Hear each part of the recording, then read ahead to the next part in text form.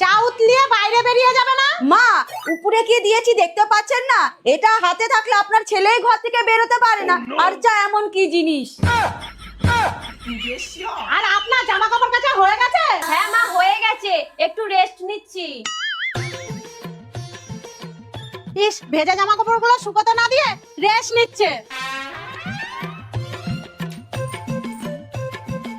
এর মধ্যে 20 টাকার কয়েন ছিল কার?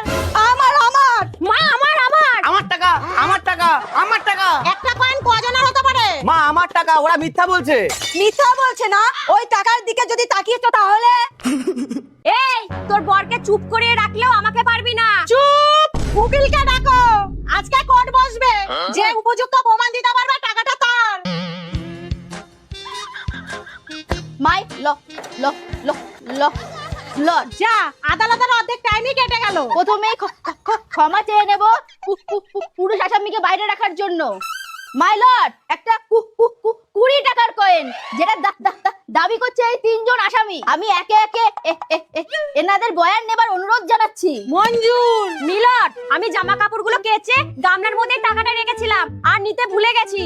ও মিথ্যা কথা বলছে মাই লর্ড, আমি গামলার মধ্যে টাকাটা রেখেছি। অবজেকশন মিলর্ড, উনি চা করছিলেন, এই যে তার প্রমাণ।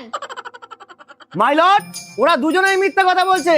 টাকাটা আমার প্যান্টের পকেটে ছিল, ওখান থেকেই পড়েছে। Objection milord. আস্তে, ও উকিল। মাই লর্ড, এবার সবকিছু আপনার হাতে। আসামিদের বয়ান শোনার পর এই ঘরোয়া আদালত এই সিদ্ধান্তে পৌঁছেছে, উপযুক্ত প্রমাণ না থাকার কারণে টাকাটা আদালতের জজ আর উকিলের মধ্যে ভাগ করে দেওয়া হবে।